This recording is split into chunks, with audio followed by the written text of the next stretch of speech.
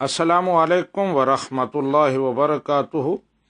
کراچی سے شکیلہ بہن نے فون کیا ہے کہ چہرے پر اگر میک اپ لگا ہوا ہو اور میک اپ فاؤنڈیشن وغیرہ ہو تو اس سے وضو ہو جائے گا۔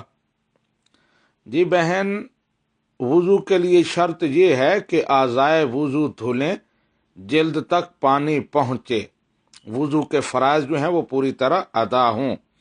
اب میک اپ جو ہے اگر تو وہ واٹر پروف ہے، یعنی وہ پانی کو جلد پر پہنچنے سے روکتا ہے، تو پھر تو ظاہر ہے وضو نہیں ہوگا۔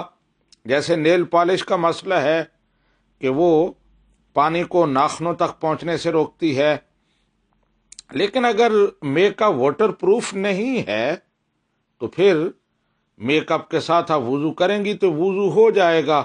جیسے مہندی لگاتی ہیں ناخنوں پر، ہتھیلیوں پر، تو اس کا صرف رنگ ہوتا ہے، اس کی کوئی جلد نہیں ہوتی، اس کا کوئی وہ باڈی نہیں ہوتی کہ وہ پانی کو روک کے ہاتھوں پر پہنچنے سے یا ناخنوں پر پہنچنے سے۔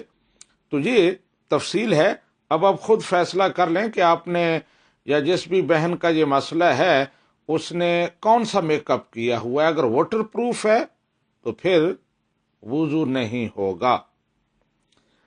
ناخنوں پر نیل پالش لگائی ہوئی ہے، عام طور پر وہ واٹر پروف ہوتی ہے، اس سے بھی وضو نہیں ہوگا، لیکن اگر مہندی وغیرہ کوئی واٹر پروف چیز نہیں ہے تو پھر وضو ہو جائے گا میک اپ کے ساتھ۔ میک اپ وضو میں رکاوٹ نہیں بنے گا۔ ھذا ما عندی واللہ ورسولہ اعلم بالصواب۔